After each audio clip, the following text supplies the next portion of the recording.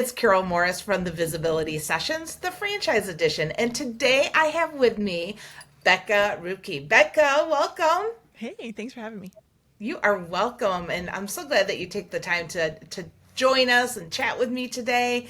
Tell everybody a little bit about your backstory, what you do in franchising, and how you got there. Yes. So I currently work with a company called Stay in Your Lane. I am our director of franchise development, which means that I work with a variety of brands in a fractional role, helping them get their candidates through the entire franchise development process. So I work as part of their team. I'm really integrated, helping them build their systems, build their strategy, all of those kind of background things, and also doing the candidate facing side of the process. So I work candidates through like the from the intro call to getting all the validations done to meet the team day to signing on the dotted line. I love the franchise space. I'm like really super obsessed with it. I really like systems that work. So this is kind of my dream place to Yeah. be. I also happen to be a franchisee. I run a youth esports league, which is a lot of fun. I have an 11-year-old that was his thing, and I Mhm. firmly, as a former athlete, believe in competition and teamwork and coaching, and wanted to provide that for kids around me as well. I think that's so cool because I'm the mom of an athlete and I've got, well, two athletes, but one also just loves the whole gaming space. And how cool is that? That somebody, I don't know, just put a different spin on sports. I just think that's pretty cool. So, congratulations on that. How did you first come into franchising? What was your first exposure to it? Okay, so I come from a sales background, but definitely a relationship sales background. I come from the real estate world, so that is like Hmm. working with people in kind of like one of their biggest decisions of their lives, like franchise Yeah. development, very similar. So through that type of a role, I got very, I'm really a lifelong learner. I really like formal education. I like all types of education. And I spent a lot of time like reading books on sales and on building relationships. And then I got into listening to podcasts, which Mm. when I was a kid, my dad's kind of catchphrase was, I read an article today. And we all kind of laughed, like, oh, what's this? Well, I have found myself now, like every other sentence, I'm like, oh, so I heard on a podcast. So I heard on a podcast. So I am a huge podcast listener, which is why I love to be here today. Super supportive of the interview style. Um, but I started listening to sales podcasts, which then turned into learning about franchising podcasts. So that was sort of Yeah. my progression. And I listened to a lot of podcasts on the subject, just got very involved in franchising and what, the people that are out there and the people that are talking. And I learned about the franchise that I own on one of those podcasts. I heard some of the leadership talking. And through that sort of exposure and understanding and learning about the industry, I then started working with a supplier who sold specialty services to specific, typically mobile type franchises. And then from there, I moved over here to the franchise development world and got like really into the game, which is where I want to be. Now you are dug down deep. Yeah. Tell me a little bit about, when somebody is looking for a franchise, what is your guidance to them on how it's going to be different from working in corporate? Now all of a sudden they may be the face of their business. What kind of questions do people have and how do you mitigate concerns? Yeah. So there are really two big things. One is a little bit tactical. One is a little bit more mindset that I kind of run Hmm. into with candidates. The more tactical one that I run into a lot is hiring. That's always a big question mark for people. There's a lot of discourse and conversation around who do you hire? How do you keep staff? How do you keep people engaged? It's definitely a learning curve. Even if you have led your own team or really been a leader in your corporate role, like hiring for yourself is a whole nother thing. My best friend happens to be a director of HR, and I call her regularly. I'm like, hey, so how do we fill out this form today? I didn't know Yeah. it existed and it's due, in an hour. So what do I do? Yeah. So that is a big thing that is really a learning curve, I think, in going from, regardless of what your level is, if you have an employer, going to completely self-employed is Hmm. that's a learning curve in my opinion, and it's something that I talk with people about with all of the brands that I work with. One of the big things that we spend a lot of time on is what type of people you're going to hire, how you're going to motivate your team, how you can provide employment as a service to those people. Like this is not just like Yeah. they're there working for you. Like, you're becoming a business owner so that you can say, like, for me, my coaches, when I posted my last coaching job for a youth esports coach, Hmm. I posted on LinkedIn. I was like, okay, I know you told your kids they would never get a job playing video games, but like, hear me out. So like, I love that. I love that. Like, my guys that I work with, they will do everything because they love that they get to do this job. That's so cool. Yeah.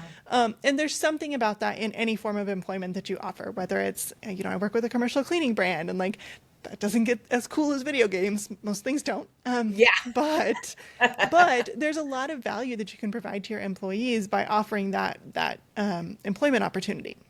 So that's one thing that I talk to people about, very tactical. The other thing is just taking the leap. Like, there is Yeah. some point. I am definitely a spreadsheets person. I need everything organized, and I need a like, valid point of view that says that this is going to be successful, whether I've totally convinced myself of that or if there really is data that shows that.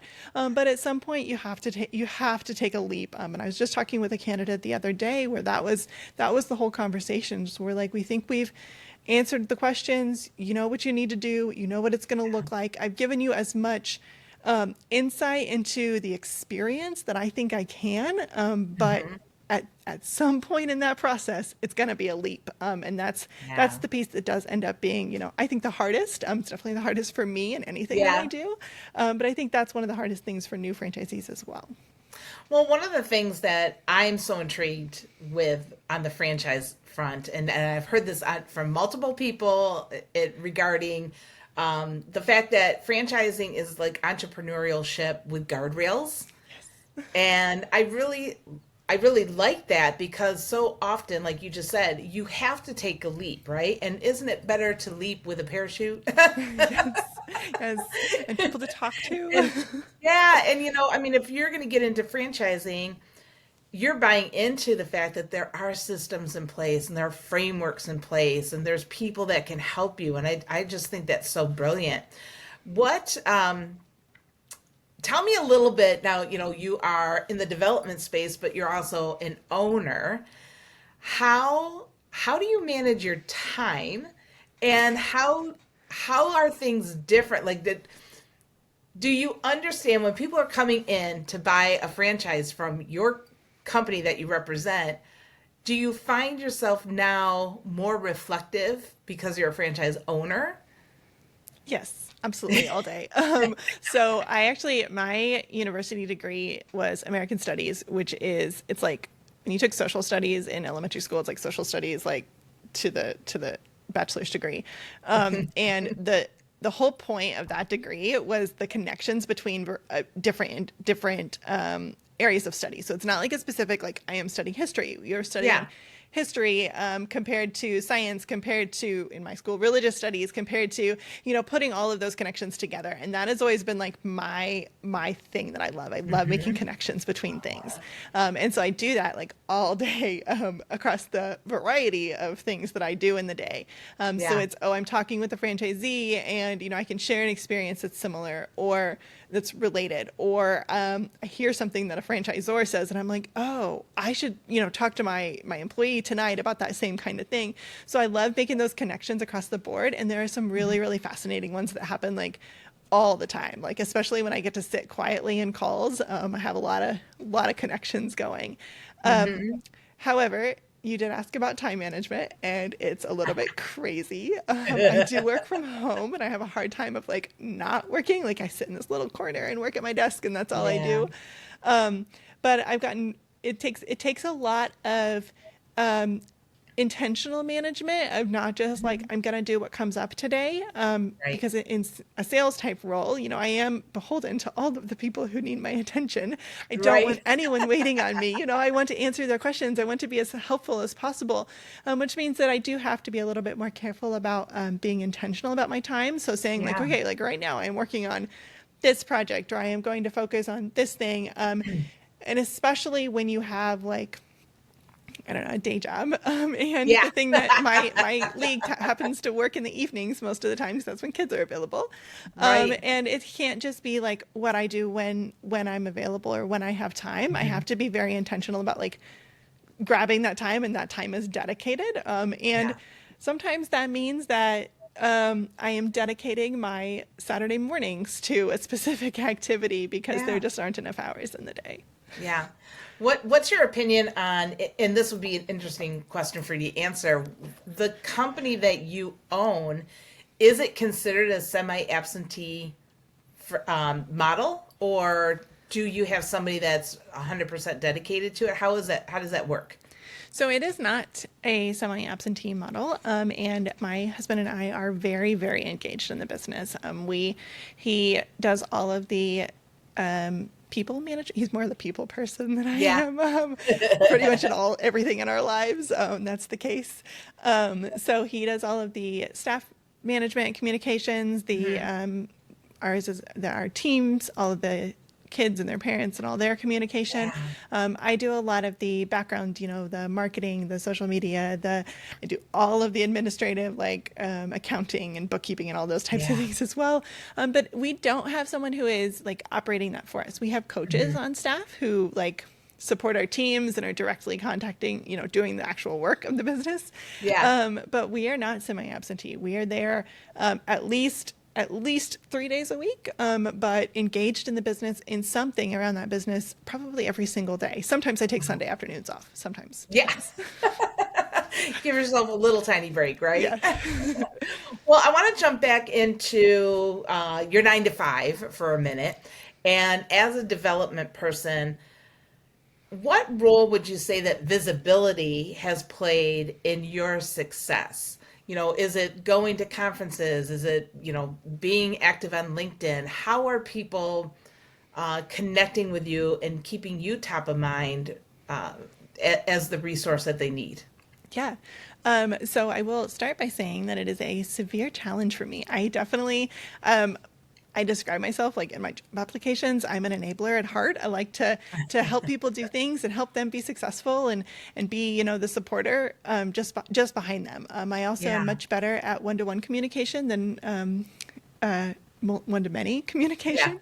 But it's something that like I have cultivated intentionally again in cultivating an online presence. I try Mhm. to do my LinkedIn writing and sending out information and even more directed conversations. So especially in my current role, it's sharing things that I know. I talk to people and I'm like, okay, well, I was reading this thing or I heard on a podcast Yeah. about this thing, and being more intentional about like sharing that directly rather than just like waiting for it to come up in conversation or like, oh, hey, Right. we were talking about something on a meeting and I mentioned it, but actually like writing up something that is very valuable and useful to the people that I'm working with, Mhm. and focusing on the things that I'm thinking about, again, seeing those connections, seeing how this conversation over here matches with that piece of information over there, Right. and focusing on that, the way I can provide that value to the people around me. So whether that's like sending an email to some of my franchisor connections and being like, hey, Mhm. I read this thing. I really think it'd be useful for you. You might have already seen it. Like, it's totally, I'm not trying to like be presumptuous, but I just thought it would Yeah. be valuable for you. And Yeah. for Keeping yourself top of mind and being helpful at the same Absolutely. time. Yeah. Yes, that value piece is the biggest question to me. Yeah. So the brands that you represent, again through the 9 to 5, and if you want to shout out those brands, please feel free.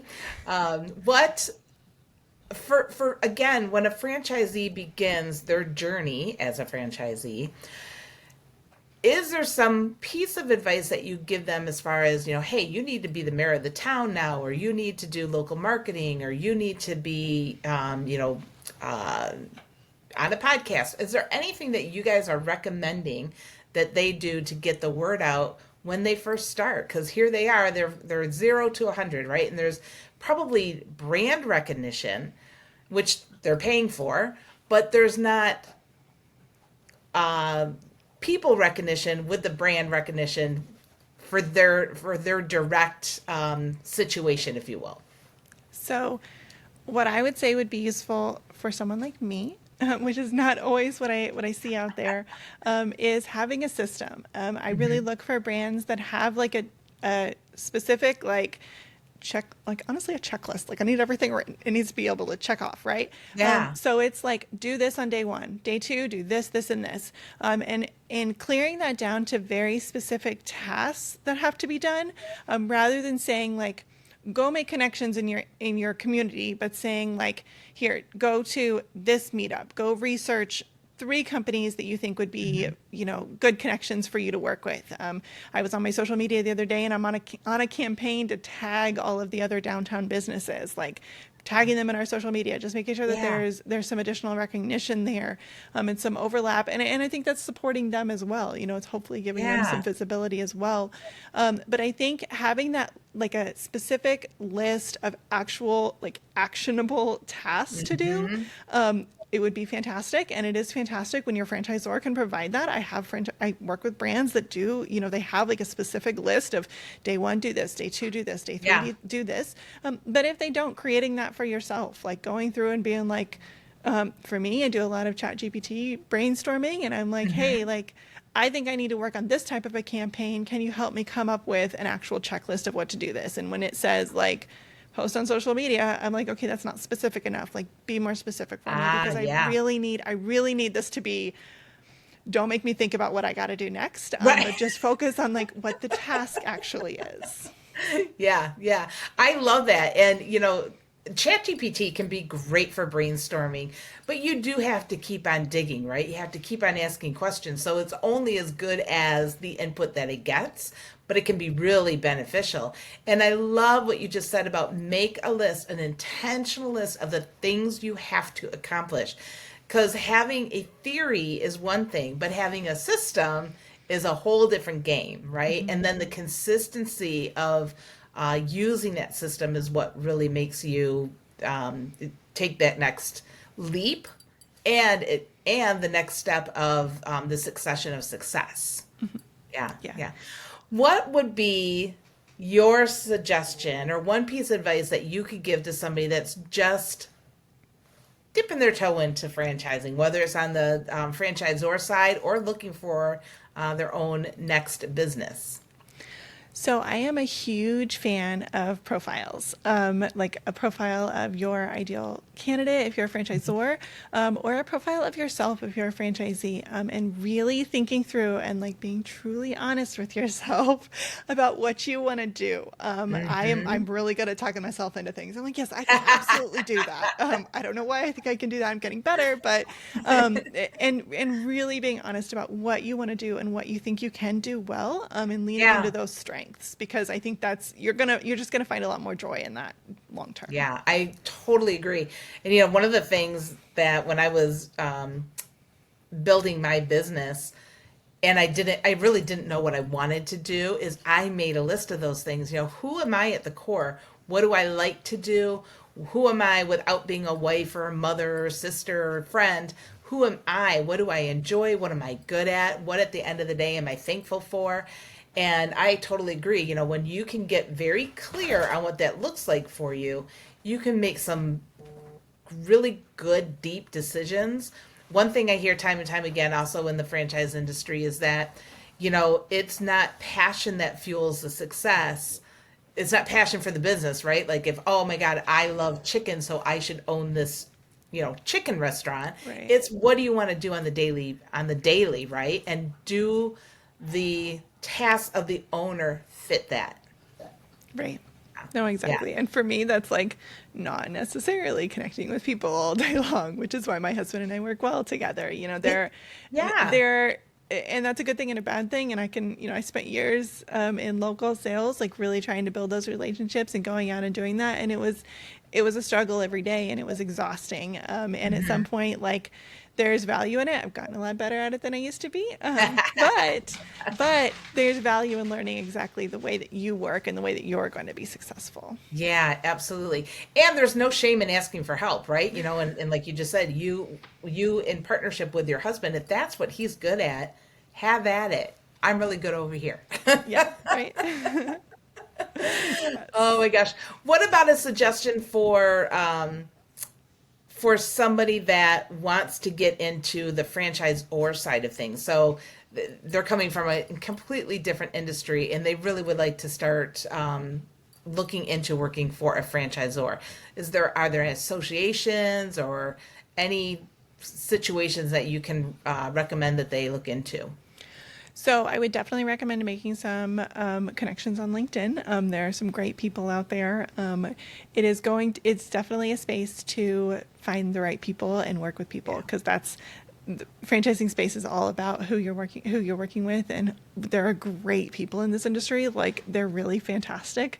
Yeah. And if you just get to know them, that's what I did for years. Is I just like connected with people on LinkedIn and be like, hey, I want to learn about franchising. Like, what do you Right. know? Like, what can you tell me? And learning new things every day. And eventually, one of those connections worked out really, really well. And those are the people that I get to talk to all the time now. I love that. And I have a feeling, Becca, that you are one of those people that if you want answers or you do want to connect with somebody, that you reach down and you do it. Is that Yeah, right? yeah, Yeah.